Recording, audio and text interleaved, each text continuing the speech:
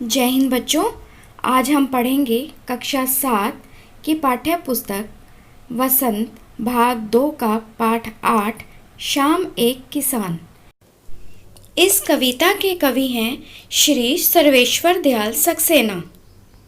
तो आइए बच्चों, सबसे पहले हम इसके रचनाकार के बारे में जानते हैं। सर्वेश्वर दयाल सक्सेना जी का जन्म 15 सितंबर सन 1927 में उत्तर प्रदेश के बस्ती जिले में हुआ। ये अपने समय के बहुत ही प्रसिद्ध साहित्यकार और कवि थे। कविताओं के अलावा इन्होंने बाल साहित्य, नाटक और कहानियाँ भी लिखीं। उनकी कृतियों का कई अन्य भाषाओं में अनुवाद हो चुका है। इनकी प्रमुख रचनाएं खूंटियों पर टंगे लोग, पागल कुत्तों का मसीहा, बकरी, बतूता का जूता है। खूंटियों पर टंगे लोग काव्य संग्रह के लिए इन्हें सन 1983 में साहित्य अकादमी पुरस्कार से सम्मानित किया गया। बच्चों, हर काम हम कुछ नया सीखने के लिए और जीवन में आगे बढ़ने के लिए करते हैं। तो इस पाठ के पढ़ने के उद्देश्य इस प्रकार हैं: पठन व लेखन कौशल का विकास करना, तर्कपूर्ण विचारधारा के साथ भाव संप्रेषण सिखाना, सूर्योदय एवं सूर्यास्त के समय के प्राकृतिक दृश्यों को समझना। विद्यार्थी शाम एक किसान के माध्यम से सूर्यास्त की अपेक्षा सूर्योदय के महत्व से परिचित होंगे। विद्यार्थियों को इस कविता के माध्यम से प्रकृति और मानव जीवन के मध्य समन्वय से परिचित कराना। विद्यार्थियों में प्रकृति के मनोभावों को समझते हुए प्रकृति प्रेम की भावना जागृत करना। आइए बच्चों, अब इस कविता को समझते हैं। आकाश का साफा बांधकर सूरज की चिल्म खींचता बैठा है पहाड़, घुटनों पर पड़ी है नदी चादर सी, पास ही दहक रही है पलाश के जंगल की अंगीठी। अंधकार दूर पूर्व में सिमटा बैठा है भेड़ों के गल्ले सा। बच्चों, यहाँ कवि ने प्राकृतिक दृश्य का मानवीयकरण किया है।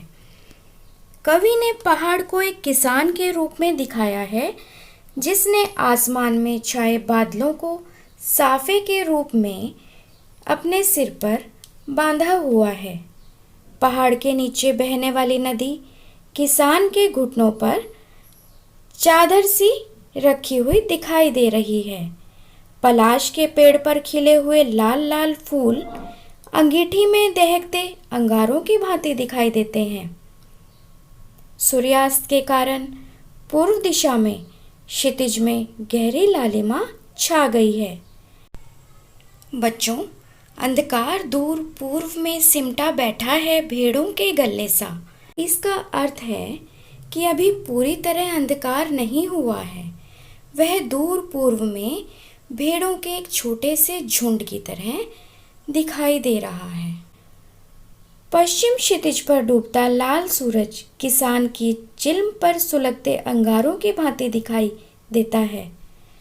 सूर्यास्त का समय है, इसीलिए चारों ओर शांति है।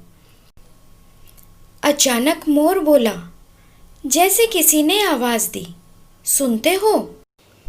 चिल्म औंधी, धुआं उठा, सूरज डूबा, अंधेरा छा गया। शांत वातावरण में अचानक मोर के बोलने की आवाज किसी को बुलाने का आभास करा रही है। धीरे धीरे चारों ओर घना अंधेरा छा गया है, जैसे किसान की चिलम उलट गई है और चारों ओर धुआं छा गया है। चारों ओर अंधकार का साम्राज्य हो गया है और रात हो चुकी है। इन पंक्तियों के माध्यम से कवि कहते हैं कि किसान ने अपनी चिल्म बुझा दी है, जिससे धुआं उठा, अर्थात सूरज डूब चुका है, सूर्य अस्त हो चुका है और चारों ओर गहरा अंधेरा छा गया है। कविता के माध्यम से कवि ने पाठकों के सामने सूर्योदय से सूर्यास्त तक का समय चित्रात्मक शैली में साकार कर प्रस्तुत किया है। बच्चों, इस पाठ को पढ़ने के प्रतिफल यानी लर्निंग आउटकम्स इस प्रकार हैं। विद्यार्थियों में पठन व लेखन कौशल का विकास होगा। तर्कपूर्ण विचारधारा के साथ वे अपने भाव संप्रेषण कर पाएंगे। विद्यार्थी प्राकृतिक दृश्य का मानवीय जीवन से संबंध जान पाएंगे। विद्यार्थियों में प्रकृति के मनोभावों को समझते हुए प्रकृति प्रेम की भावना जागृत होगी।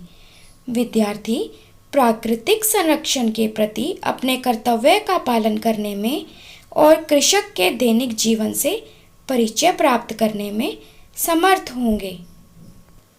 बच्चों, यह कविता आपको कैसी लगी? कमेंट्स लिखकर ज़रूर बताइएगा। धन्यवाद। आपका दिन शुभ हो।